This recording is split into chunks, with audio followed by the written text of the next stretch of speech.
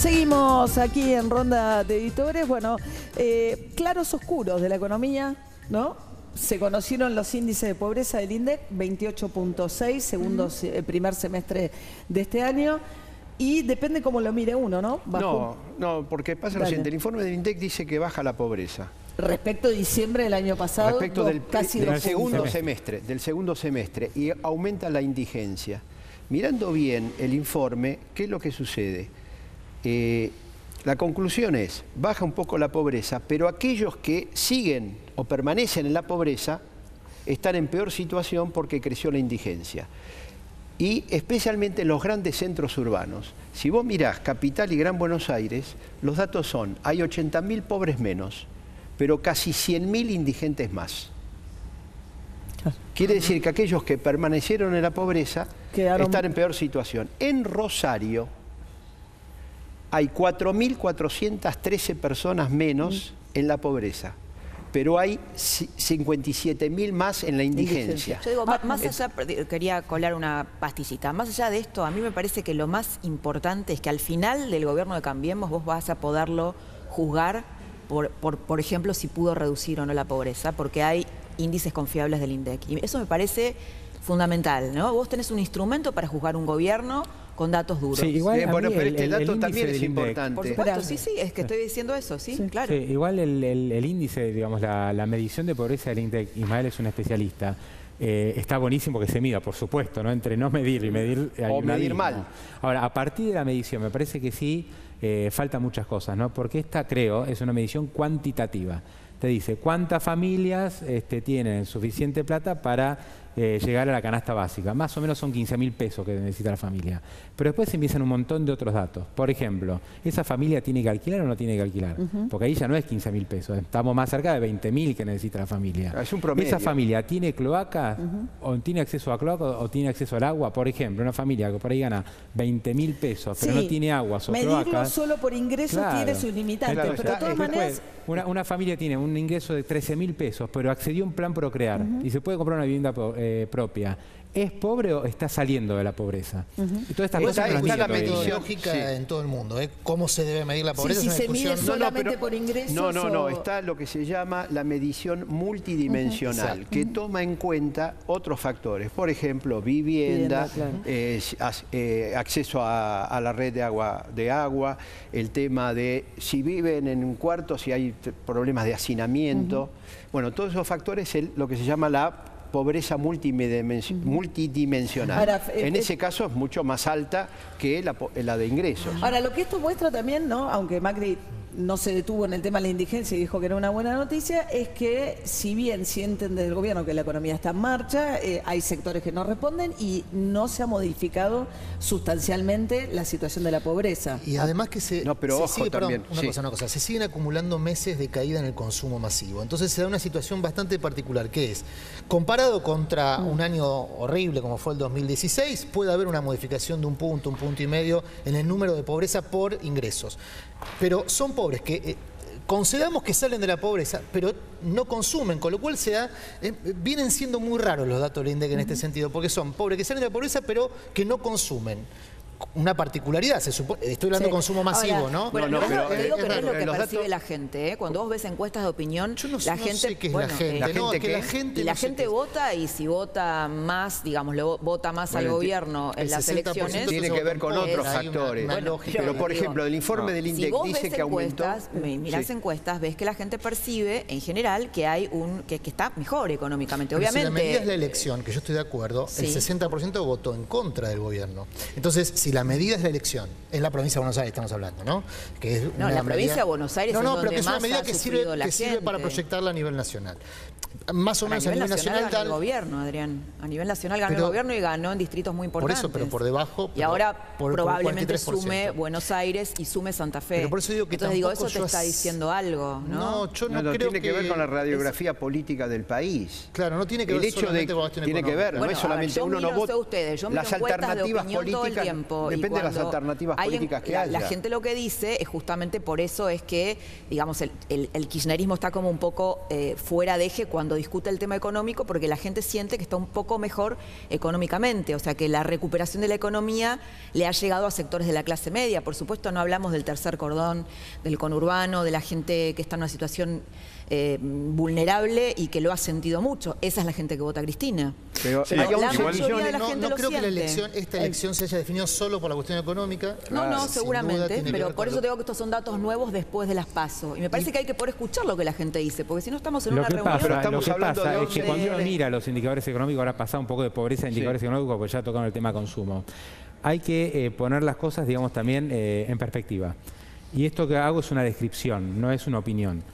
Después de la caída que tuviste en el 2016, ahora tenés un repunte y la economía volvió a los niveles de fines del 2015. No todavía. No todavía. Mediados de 2015 leía Pablo Berchuró. Prácticamente volviendo. Según qué indicador tome, algunos ya superaron, otros están a punto de superar, pero digamos en términos generales volvimos a los niveles que dejó Cristina. Esta es la descripción, ¿no? A unos se pondrán contentos, otros no tanto. Por supuesto, después hay que decir, bueno, Cristina nos dejó en ese lugar. Sí, pero nos dejó en ese lugar para después ir a un derrumbe. Nosotros estamos parados ahora en este lugar.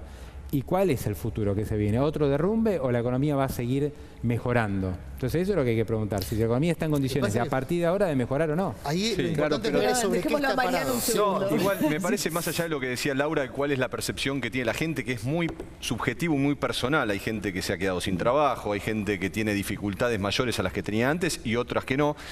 Lo cierto es que el gobierno ha cambiado también su estrategia en función de los datos que va recibiendo y que así como antes de las PASO tenía prohibido expresamente, los candidatos tenían prohibido hablar de economía, hoy todos se sienten más fortalecidos y salen a exhibir estos números, con lo cual me da la sensación de que también en el gobierno están percibiendo que hay un repunte de los índices económicos y que llega en un momento muy apropiado a menos de un mes de las elecciones de Ahora, también 22, tendríamos ¿no? que ver los indicadores más desagregados para tratar de entender el proceso. Está bien, pero perdóname, Ismael, Sí. así avanzo nomás con los temas, no porque digan todo lo que quieran, pero para tratar de cubrir la agenda de temas.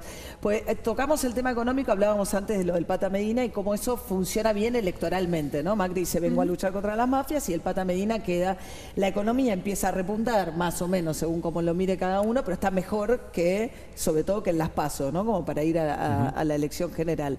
¿Y qué otras cosas juegan en ese voto, no? Esta semana Cristina Fernández Kirchner dio un reportaje, habló del tema 11, justo va a ser de acá la elección el tema del juicio a Julio De Vido por 11 y el juicio a Vudú, ¿no? Así como también está el caso Maldonado desarrollándose.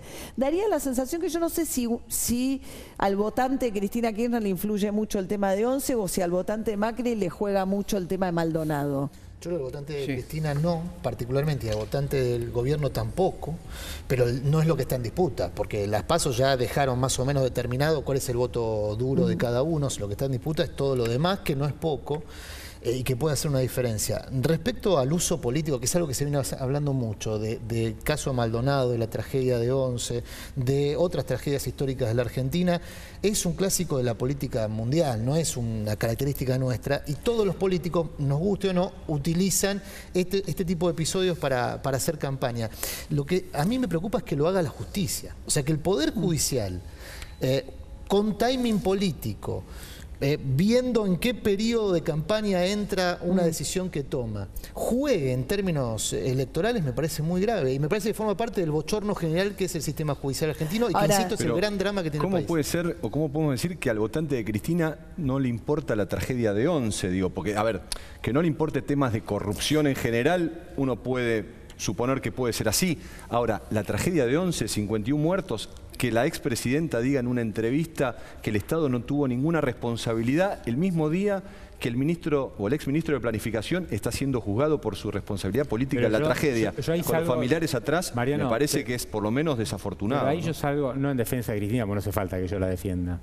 Pero ¿qué esperábamos? O sea, ¿qué podía decir la expresidenta? Sí, el Estado es responsable, mis ministros fueron culpables, entonces ella que va directamente a jugar y va presa. Por respeto a las víctimas podría haber dicho, por respeto a los familiares de las víctimas podría haber dicho cualquier otra cosa. No, pero obviamente se le falta respeto a las víctimas. Si les afecta a los votantes de Cristina Kirchner esto. El otro día yo me reunía con un dirigente peronista que estuvo muy cerca de Cristina y todavía, digamos, tiene conexión con la gente de la cámpora. Y me contaba un episodio, un focus group al que él había asistido con votantes de Cristina, con kirchneristas. Entonces se le pasaban imágenes de los bolsos de López. y los votantes kirchneristas decían, es una operación de TN. Bueno, Cristina, Entonces, cuando decís, Cristina en la bueno, primera entrevista que dio no dijo eso. Cristina marcó una diferencia con López y dijo, me indignó, lloré, digo, tomó mucha distancia de López. Bien, pero digo, esto es lo que circula. Sí, pero tiene impacto al margen de los seguidores de Cristina y al margen de los seguidores de Cambiemos, es decir, tiene un impacto nacional. Y de ese punto de vista tiene una influencia en las propias elecciones. Porque vuelvo a señalar, la gente no vota, vota también en función de alternativas políticas. Y hoy, ¿qué alternativa política se le presenta? ¿Qué ofrece el kirchnerismo? ¿Qué ofrece Cambiemos? Y en función de eso, la gente va a terminar votando. Ahora, es bien interesante lo que marcaba Laura, porque nosotros publicamos en Tiempo Argentino una nota sobre una encuesta sobre el caso Maldonado, hace 2 o 3 semanas. Y el 38%, casi el 38-39% de los encuestados decía que a Santiago Maldonado lo tenían los mapuches. Sí. Esa era la respuesta. Ese porcentaje era votante del gobierno, con lo cual se da la misma lógica que López, digamos. El votante duro de Cambiemos también cree, en el caso que los mapuches tienen escondido a Santiago Maldonado. Y que la gendarmería no está involucrada. La irracionalidad, digamos, no es patrimonio de ningún sector. Pero la campaña que hubo para denigrar a los mapuches y para la teoría de que la gendarmería no tuvo que ver absolutamente nada que ver con la desaparición de Santiago Maldonado, etcétera, es muy pero muy fuerte. Entonces, lógicamente, también tiene que tomar un impacto. En una cosa tan pero tan evidente que estuvo la gendarmería, donde aparecen contradicciones, donde bueno, la justicia actuó de la manera que actuó, que el juez tuvo que ser reemplazado y todo lo demás, y bueno, eso también evidentemente pesa en los votantes y pesa en todos nosotros. Pesa en los votantes, Ismael, pero en el núcleo duro creo que es lo que estamos hablando. No, en el núcleo duro no, pero en el resto lógicamente tiene que estar impactando. Mira, hoy hubo una marcha grande porque se cumplían 2 meses, ¿no? El 1 de octubre, 2 meses del operativo del 1 de agosto. Bueno, hubo un incidente al final. Hubo un incidente. Hubo incidentes. Y un canal lo estaba transmitiendo en vivo. Entonces se veía a unos jóvenes medios encapuchados que habían tirado bombas de estruendo, etcétera. La gente los empezó a perseguir para sacarlos, para echarlos de la plaza, como diciendo que eran infiltrados y todo lo demás. Bueno, pasaron 10 o 15 minutos en vivo y en directo, las imágenes de la gente y estos golpeando a la gente y todo lo demás, y trifulca, no apareció un patrullero con la gente corriendo a los infiltrados. Tratando que no pasara como pasó con la marcha del mes, ¿no? Claro, pero digo lo siguiente, ¿y dónde estaba la policía? La policía estaba sobre Belgrano y Diagonal Sur, viniendo para acá, había un fuerte operativo de seguridad, digo, como esperando a ver qué ocurría en la Plaza de Mayo. Que el juez Martínez de Giorgi, por ejemplo, que tiene la causa de la marcha del 1 de septiembre, pudiese determinar si, como se sospecha, fue una cacería impulsada por infiltrados. Yo no tengo ninguna esperanza. Ahora se levantó de que eso ocurra. el secreto de sumario, justamente. Sí, pero no tengo causa, ninguna esperanza de que eso ocurra, porque del mismo modo que tampoco aliento esperanza por lo que ocurra en la causa en sí, porque yo soy muy descreído del sistema judicial argentino, más allá de las personas. El sistema es un sistema para encubrir, no para descubrir. Esta semana, martes, arranca Vudú, caso Chicone, porque lo hemos visto hasta ahora en juicios orales menores en comparación con las causas, que es la causa de Chicone, que es como la causa grande, ¿no? ¿Qué pasará con esa causa durante el proceso electoral? El caso de Once, la tragedia de Once, no afecta a los votantes de Cristina, el caso Chicone, Vudú, un personaje desprestigiado en el mundo del kirchnerismo, debería afectar mucho menos, ¿no? Me parece que no hay una imagen más fuerte que la que estamos viendo ahora de Debido con los familiares de Once atrás. Digo, más fuerte que eso, desde el punto de vista simbólico, muy importante, no hay. Impactante la tapa de Clarín, ¿no? Como la editaron, porque era como Debido fuera de foco y en primer plano se veía bien nítido, en realidad la gente que estaba atrás, que eran los familiares de las víctimas. Sí, de todas formas, lo más interesante, cuando vos mostrabas la tapa de los diarios de hoy, no hay en ningún diario de hoy ninguna noticia vinculada con lo electoral. A 3 semanas de una elección general, no hay ninguna noticia de campaña. Son todas noticias judiciales, algunas económicas. Me parece que eso marca muy claramente lo que está pasando a 3 semanas de una elección clave. Creo que estuvo mucho más caliente antes de las PASO. Bueno, todavía estábamos con el tema de la gente ya hubiera provincia, votado, ¿no? El gobierno lo da como que va a ganar. Hay como una sensación de... Y la propia Cristina Kirchner sabe que va a perder. Sí, igual buscan evitar la euforia, ¿no? En el gobierno, porque si no la gente no iba a votar. Externamente, cuando vos hablas con ellos, incluso con el propio Macri, sabe o está convencido que va a ganar. Entonces, el gobierno se siente más cómodo corriendo de atrás, ¿no? En general, ¿no? Con la elección. Es como si ya se hubiera votado. Sí, leí que era Perfil, ¿no? Que contaba que la gente apareció la propaganda política, pues ya empezó a regir y la gente está totalmente desconectada. No, y aparte ya está hastiada de esos micros electorales. Pero que yo evidentemente creo que, no dicen una nada. de las cosas más interesantes para mí de ver en este tiempo, con la incorporación de la idea del círculo rojo, que es también la gente politizada, no es solo el establishment, es qué cosas, nosotros a veces creemos que a la gente le afectan determinadas cosas o que se ve influida por determinadas cosas.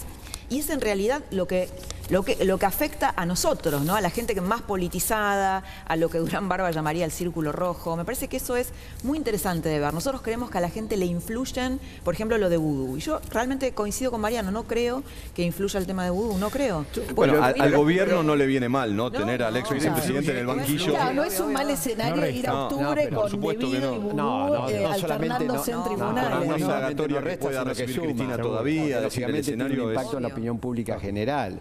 Vos te das cuenta que a pocas de las elecciones está el ex ministro de Planificación en banquillo. En un caso nada menos que como el de 11, ¿no? De 11, donde evidentemente, bueno, y después está el ex vicepresidente en otro caso. El Pata Medina, bueno, vos sumás todo eso y evidentemente... Pero estamos haciendo evaluaciones políticas de casos judiciales, ¿no? Y a mí lo que me preocupa es que... Bueno, pero tienen un impacto... No, ya lo sé, y está bien que lo hagamos. Ah. Lo que digo es que me parece que está tan lejos la verdad judicial del impacto político que pueden tener los hechos judiciales, que es un problema que deberíamos replantearnos como sociedad. Digamos, ¿qué queremos? ¿Una justicia que juegue en términos electorales y políticos? ¿Una justicia que...? Siempre jugó. Siempre lo jugó. digo que siempre. No es ninguna novedad, ¿eh? Bueno, gracias a los cinco por haber estado acá esta noche. Y ustedes quédense que vamos a conversar con Robert Cox, una figura importantísima del periodismo argentino, director del Herald en épocas muy difíciles. Se está presentando un documental de Bob Cox, así que quédense ahí que enseguida conversamos con él.